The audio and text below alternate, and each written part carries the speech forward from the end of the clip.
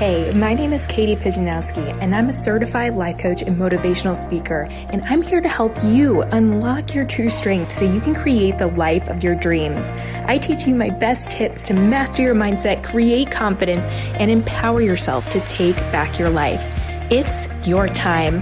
This is the Mind and Body Strong podcast.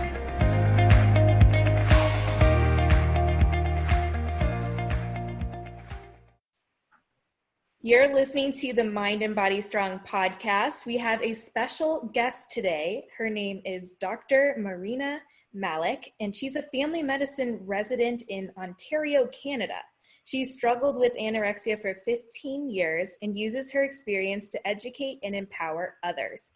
She's an author of Recipe for Recovery and runs a blog at anorexiarecovery1.blogspot.com, which of course I'm going to link all of her stuff in the bio so you can learn all about her. But she's really awesome. She reached out to me and we were just chit-chatting back and forth about her experience, and I just think she's going to have so much amazing knowledge to bring to this podcast, and I really think you guys are going to connect with her story. So welcome to the podcast, Marina. Thank you so much for having me. It's really great to be here, Katie. I'm so excited to get to chat with you more and just really hear the full depth of your story. And you shared with me, as we were talking before and through Messenger, a lot of the lessons that you've learned through your journey through recovery with anorexia. And so I'm super excited to hear about that. So I would love to just get started wherever you'd like to start in your story that feels best for you. And so my audience can get to know how you got started and where you're at now. So kind of where you started, and we'll go through all of that and see where it goes. Sure, sounds good. So, I mean, it's definitely been a long journey. I would say I struggled with an eating disorder, anorexia nervosa, for, I would say, about maybe 14, 15 years of my life. Growing up, I think, there was a lot of definitely societal pressures to lose weight, to look a certain way. There was a lot of chronic dieting going on in my family, a lot of rules that I think we learned from social media or just from society in general, about, what you should or shouldn't eat, labeling food as good and bad, feeling the incessant need to, weigh ourselves, get on the scale, share our weights together to track our progress. And I think as, being a teenager, I was probably, maybe around 8 years old when I became conscious of my body and really began by body checking, then trying to be healthy, quote unquote. So, I remember certain situations where I would look around at my peers and feel like I was larger than them. And, noticing that I would run and not be as fast as them. And somehow that translated into my head as it's because I'm, quote unquote, fat, or because I'm bigger than them.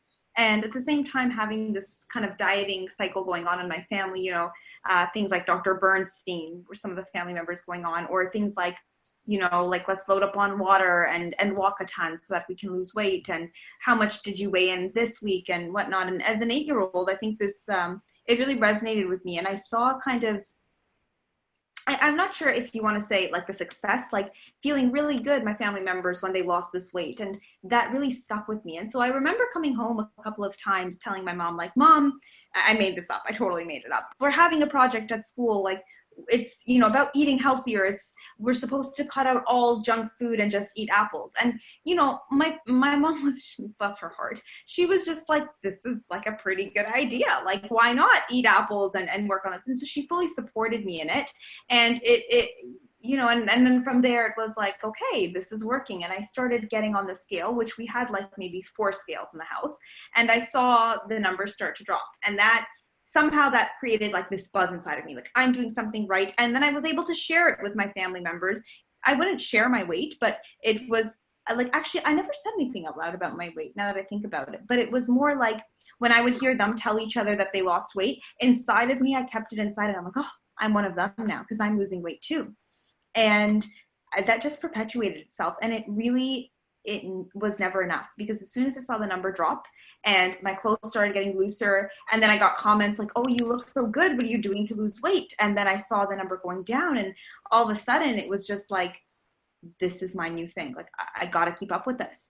And it definitely spiraled out of control. You know, I got very ill in my first year of university, actually, was when I got very, very ill.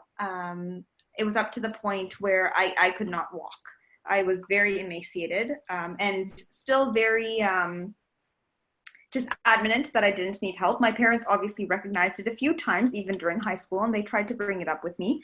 But I was very resistant to, you know, the eating disorder was my thing. I didn't want anyone getting near it.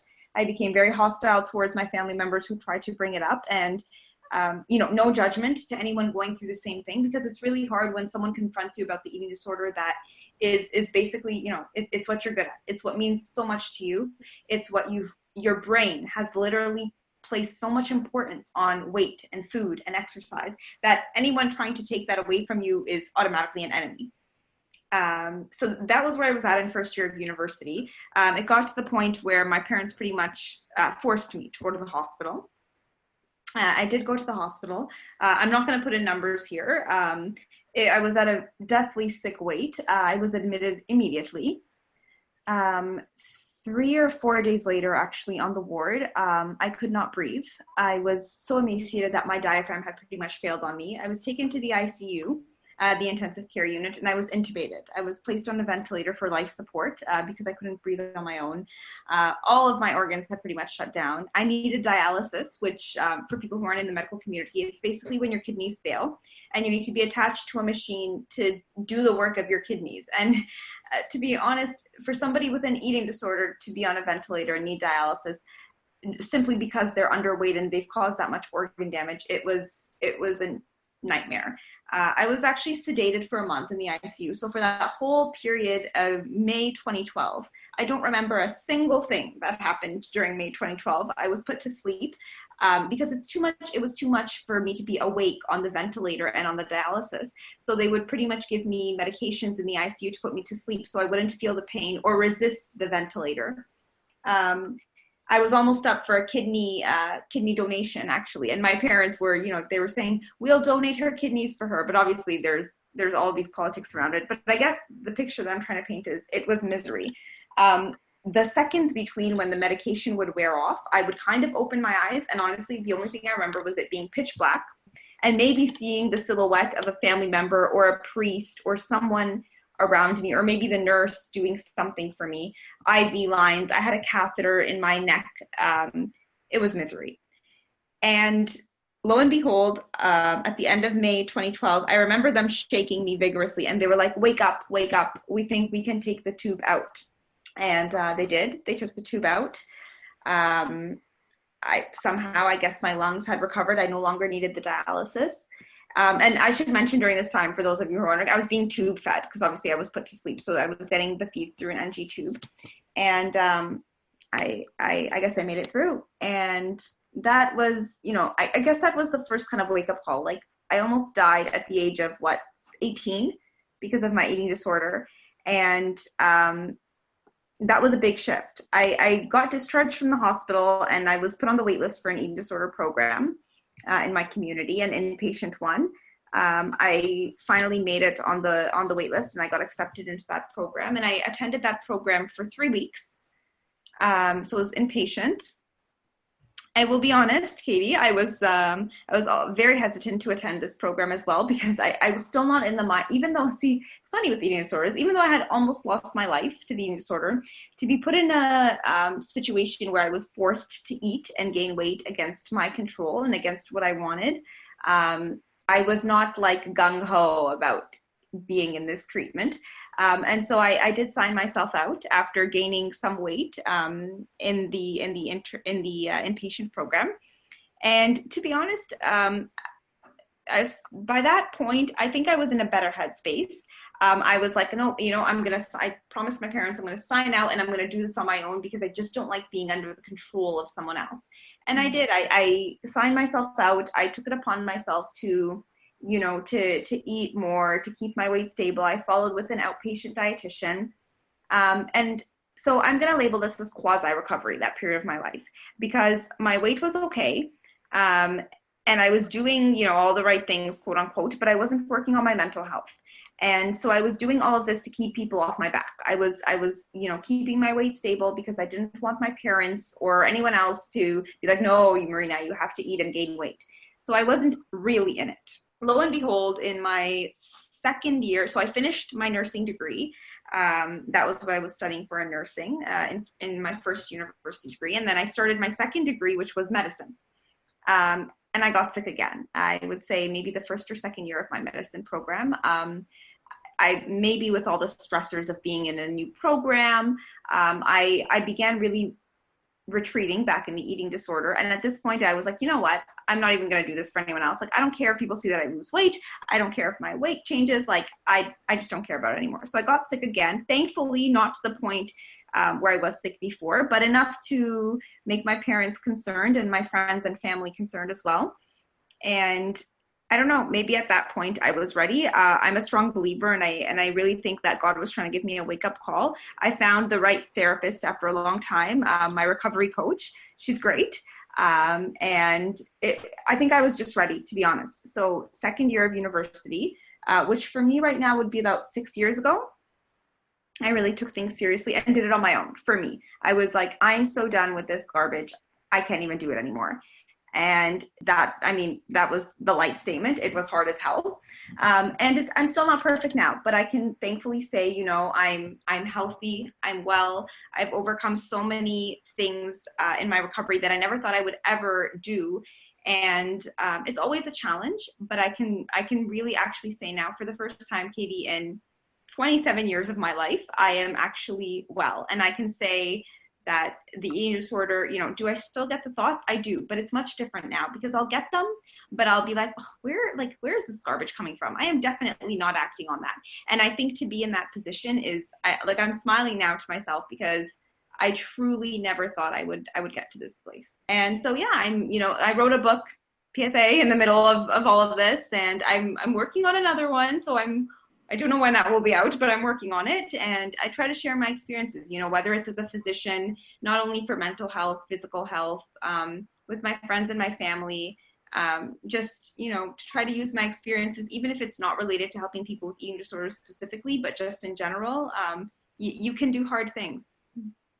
I love your story. And I thank you so much for being so vulnerable and sharing all of the really hard, messy phases of your journey. And I think that last piece where you're talking about how the thoughts still come to you.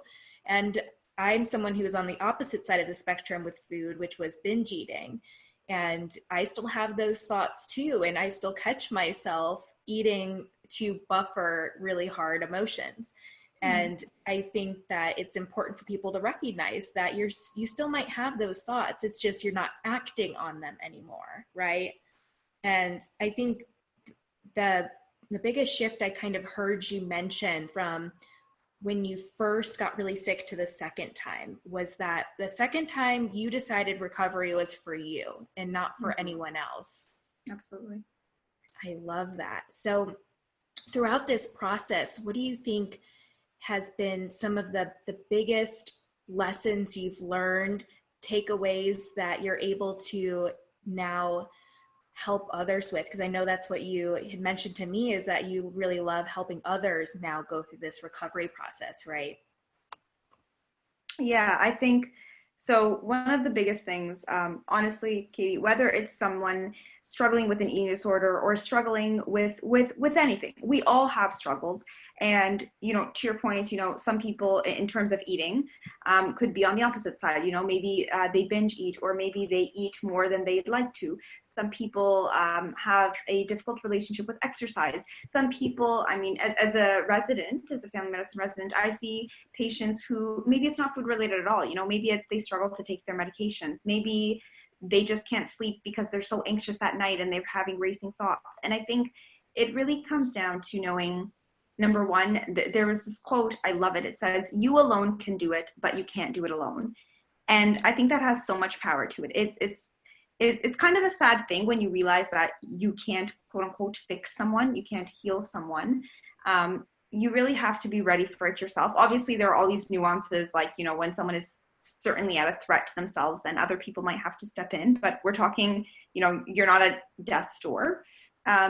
you really have to find your why, and that's so cliche. I totally know it because I used to roll my eyes when people would say this to me. And I'm like, I have my why. It's getting to be a good doctor and being healthy for my family. But I wasn't ready. I was like regurgitating those things, but it didn't mean anything to me. And I think I really had to get to the point where I was so sick of everything that the eating disorder had made me go through, and so sick of hurting myself and hurting people around me, that I was like, you know what? Something has to change. And part of the hard part about accepting that is that you have to accept it, which is number 2. Like, feelings and emotions are a bugger. The hard feelings, like, looking back now, the amount of emotion that I had to go through, even like, adding to my meal plan, or seeing my weight go up and having to donate my old clothes that no longer fit me, being around people who, might talk to me about their diet and how much weight they've lost, and just, having almost that unfortunate nostalgia for like, the eating disorder, I wish I could do that, but knowing like, but I just can't. And accepting those feelings, accepting like, this feels really awful right now, and it's going to pass. And I felt awful before and it didn't kill me. And I can do hard things. So like, I speak to myself all the time, but it honestly does wonders. And there's this, actually, I was talking to my mom the other day, who's wonderful, absolutely all the time supports me, even as an adult. And, one thing I would tell myself often is whenever I get, a thought like, oh, how do you, like, it's okay if you, say, don't spread that much spread on your bagel. You can just spread half of it and no one will know. Like, and now I go, but I'll know. And I don't do that anymore. And so a lot of the times I'll just say that out. I'll be like, no, Marina, we don't do this anymore. And just that statement in itself is so powerful, because it reminds me, like, I'm not doing this for anyone else. I'm doing it for me. And I know it's going to be hard and uncomfortable, but looking back now, like, I don't know, a year ago, spreading anything on my bagel seemed impossible, and it produced so much anxiety. And now it's routine. So the emotions really do pass, whether it's like a wave in the sea or a cloud in the sky, but you really have to sit with it, even when it hurts, even when it feels miserable, but you can do it. And you will look back and thank yourself. Your future self will definitely be thankful. You just have to be gentle with yourself and acknowledge that it's hard and it's tough, but give yourself grace and compassion. Absolutely. I love that you recognize, like, in bringing up, like, acknowledging those hard emotions and like being gentle with yourself and offering compassion, because that's really what it's about. And I think when I first entered the health field, which was really just right after college, I thought that I just had to be positive all the time. And that was the goal, right? And what I learned through that process was I was trying to shut off negative emotion, which really came back around once I, finished the diet or did the program, and I just relaxed. And then it was like all the negative emotions I had been denying for months and weeks slammed down on me, and I didn't know how to like deal with them. And it's such an important part of the healing process to allow those emotions, because really when it comes down to it, it's just like a vibration you're having in your body. Like, that's what an emotion is. It's just a vibration that we're experiencing. And when you can sit with it and notice it, it's like it passes. Exactly. And you're good. And I loved what you said about how you talk to yourself. I also do this. I talk to myself. And I think that the thought that you brought up that I find powerful for myself even is, oh, I don't do that anymore. And that's like one of the best thoughts that you can train yourself in when you're first going through any kind of recovery process, whether it's with food or not. It's like, oh, hey, I don't do that anymore. And you're like, oh, your brain's like, oh, okay, I'm safe. Because your brain's always trying to like keep you safe. And when it thinks that your routine of an eating disorder or whatever it is something that you need for survival, it like freaks out when you don't do those things. So when you can remind yourself like, oh yeah, I don't do that anymore, it's all good, your brain like relaxes a little bit. Absolutely. I did my nursing degree first, was a nurse for a little bit, then I went into medicine, and here I am as a resident physician. And really, so neuroplasticity is a thing, okay? And people hear this all the time, and we might roll our eyes at it. I used to roll my eyes at all of this stuff too, but it's true. You can change your brain. And it's literally about telling yourself that, I don't do this anymore, or no, that's not for me. Or sometimes, like, I will, honestly, yeah, one of the things I tell myself is I go, no, brain, this is dumb. We just don't accept these things. Or, and sometimes, like, just like another day, like, I will have to tell you the story about my scale, by the way, which is a big accomplishment. But the other day I had, the thought of like, why don't I just weigh myself today? I was feeling icky. I was bloated. I was just like, this would be a perfect day to know my weight. And then I thought about it and I'm like, number one, that won't solve anything. Number two, I don't even want to go there. Number three, brain, like, where is this coming from? And that's something my recovery coach, my therapist, really taught me to do. She's like, get curious, where is this thought coming from? Where is this emotion coming from? And like, really talk to your brain as if it was in front of you. So I go, brain, like, I get it. Like, I feel bloated. Somehow the connections got connected in my brain that when I feel bloated or when I feel icky or when it's just tough, somehow I automatically resort to checking my weight. But right now, this is not going to help. It's not going to help. It's going to make things worse. It's going to make me take off and I guess that's what my brain is trying to do. It wants to take off the focus of all the external stressors and put it into something. So my brain suddenly decides that, hey, let's not think about how stressful work is. Let's not think about how stressful family and friends are. Let's think about how stressful the number is, because somehow that diverts attention into something. And it really doesn't fix anything, because now I'm left with dealing with all my other stressors. Plus I have to worry about, oh my God, the number on the scale and all of this unnecessary garbage. So reminding myself, okay, brain, you're trying to protect me, but it's a false sense of security and it's a false sense of control. And I totally get right now, talk to yourself like a child. I totally get that you're anxious.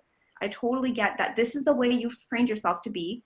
But that's going to change. And it does. And with habit, say, in challenging my fear foods, in gaining the weight, in getting rid of my small clothes, and being more compassionate to myself and caring for myself, I was able to rewire those connections. And the brain does change. The brain can and does change.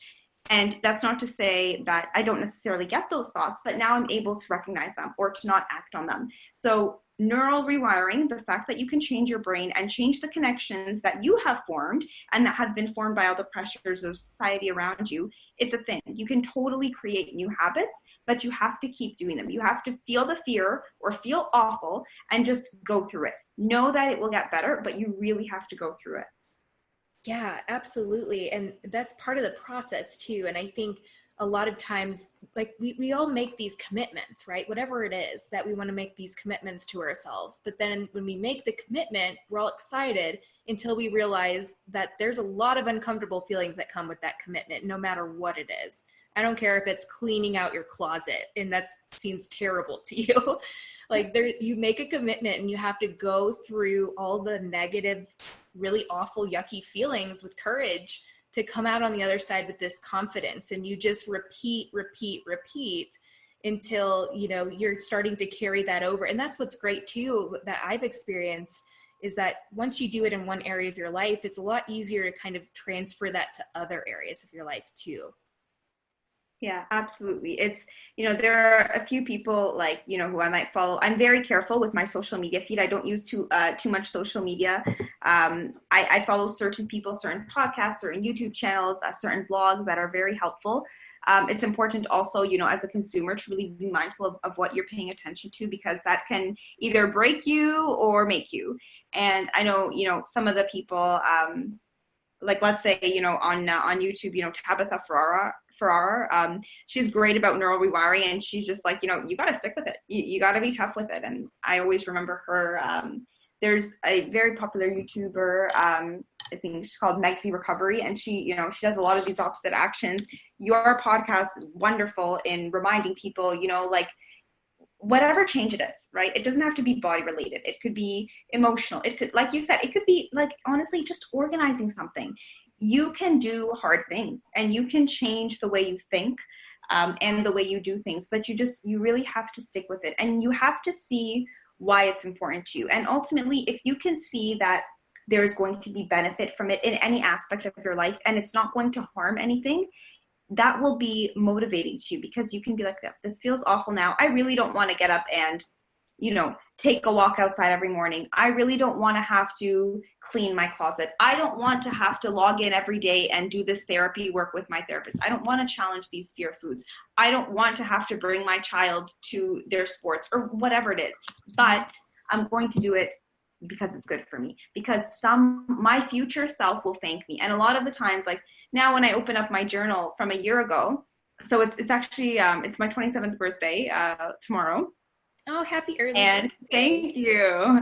So it's my champagne birthday, 27th on the 27th, and I told myself this would be the year that I would get rid of my scales. So I'm really good. I don't weigh myself now, but the scale is still there. And so I was discussing with my therapist. See, everybody needs therapists. I'm a healthcare professional, and I need a therapist. No shame. Let me make this my birthday present to myself, just get rid of the scales, because even though I'm not using them, it's still kind of that leftover hold, like, well, why do I need it anyway? And so I'm actually planning to have like a scale smashing self party like tomorrow as my birthday gift to myself. And I was looking over my journal a year ago from today, literally on my birthday, and it's, it saddens my heart. I was reading it and it was like, I was at that point probably still weighing myself weekly. And I was like, I'm so anxious because tomorrow is the day that I'm going to weigh myself. And I really don't want to.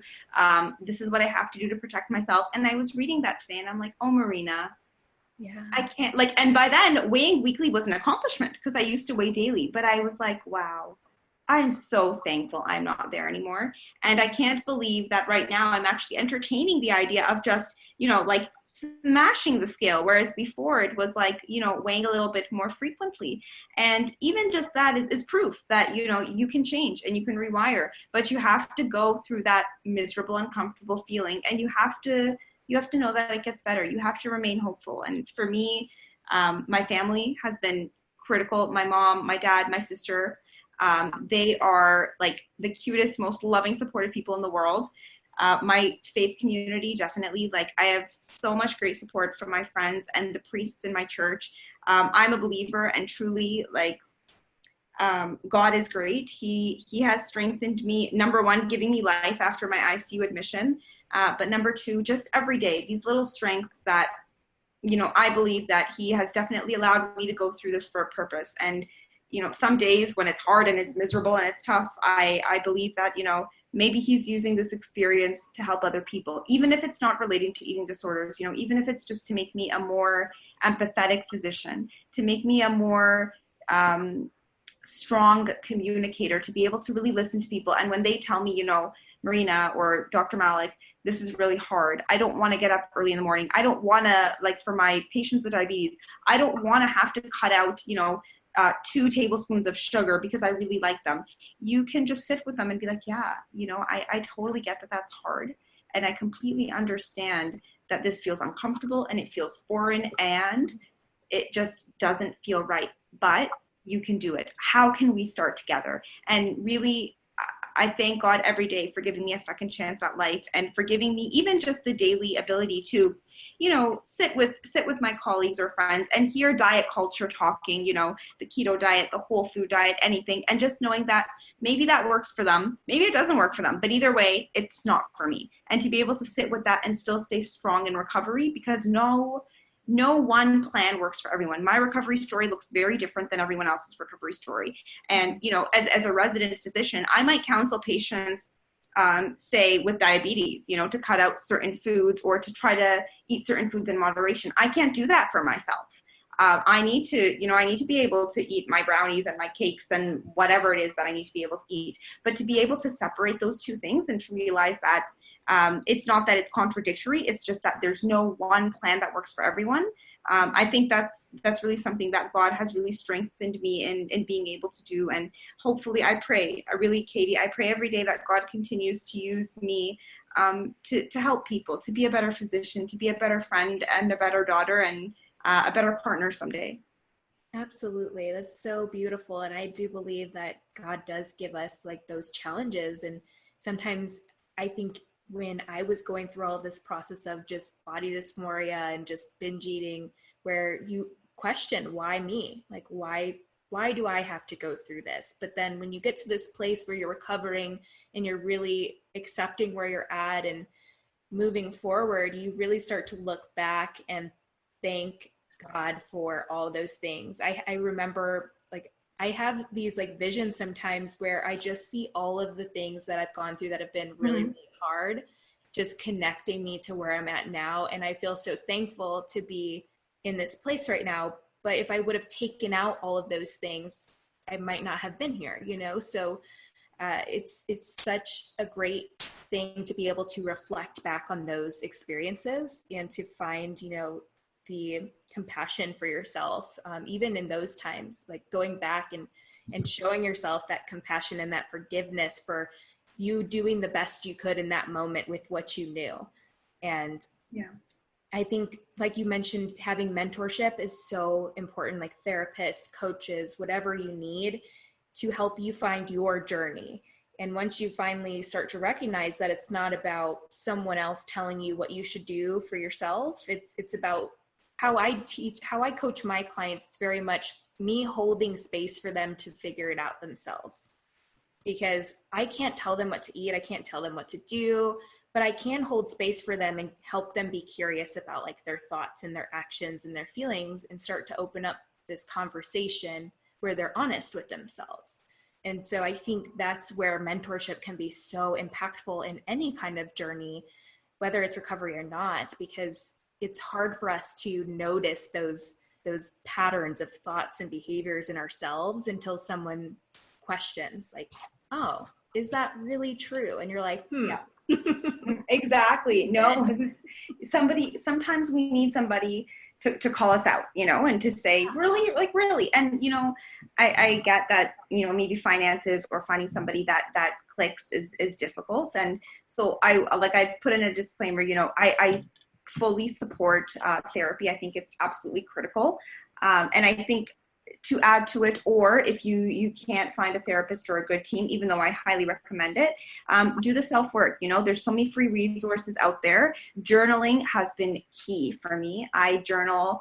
I question myself. I challenge myself in my journals all the time. This obviously was built over time, and I can see how I can challenge myself now in my thoughts versus I couldn't before. But absolutely, you know, asking yourself, like, is this thought true? Is it helpful?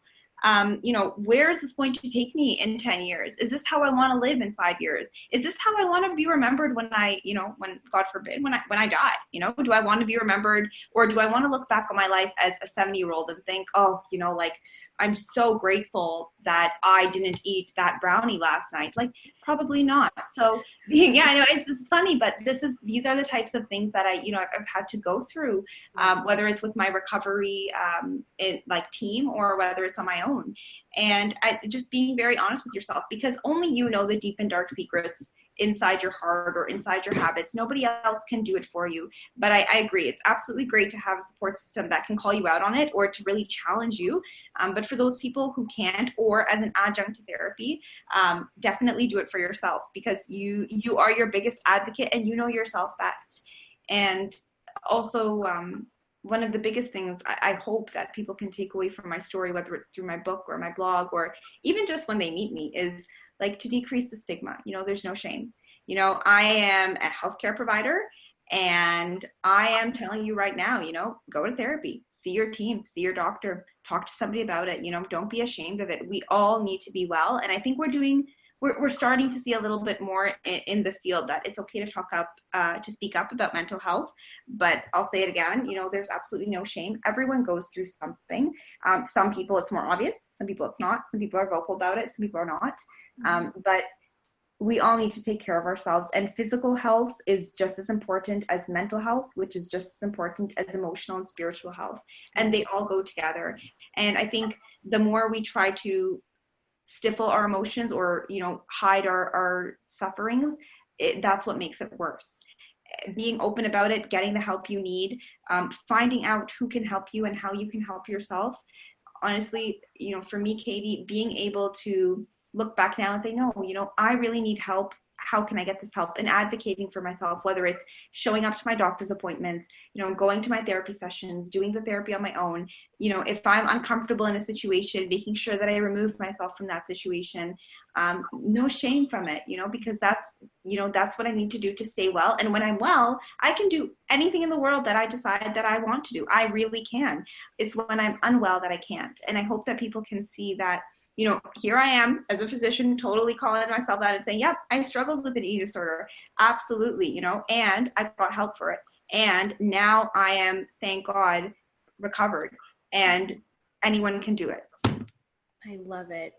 So many great takeaways from this talk that we've had, Marina. I absolutely love it. And thank you so much for being so open and honest about where you've been and where you're at currently, because I think that is going to just be such an inspiration. I know it was an inspiration to me just to hear you tell it.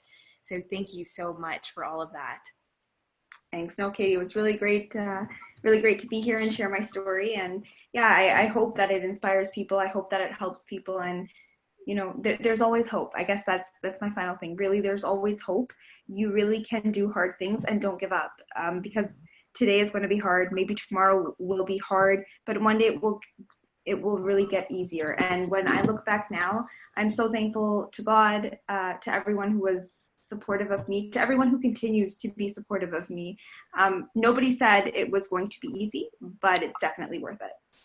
Absolutely. And where can my listeners come find more about you? I know I have your blog and your book. So is there any other places maybe they can come find you, or if you could give us a quick preview of your book?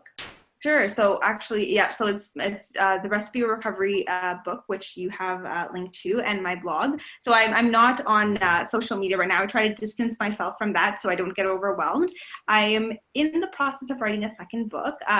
It's kind of, I don't want to give too much about it because it's still kind of in the early stages, but basically it's the idea that, not only can you do hard things, but kind of how to work through those things, and finding, I guess, the space between pushing yourself to do hard things, but also being very compassionate and graceful with yourself, because nobody ever gets better at doing something by being a meanie or by being a bully to themselves.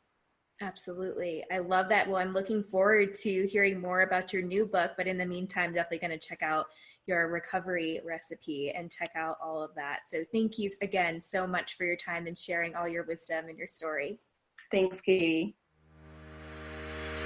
Thanks for listening to this week's episode of the Mind and Body Strong podcast. You are what makes this movement and message possible. If you loved this episode, share it with a friend, a coworker, a family member, or take a screenshot and share it on your favorite social media platform and tag Mind and Body Strong. To learn more about coaching and courses to help you take your journey to the next level, visit mindandbodystrong.com.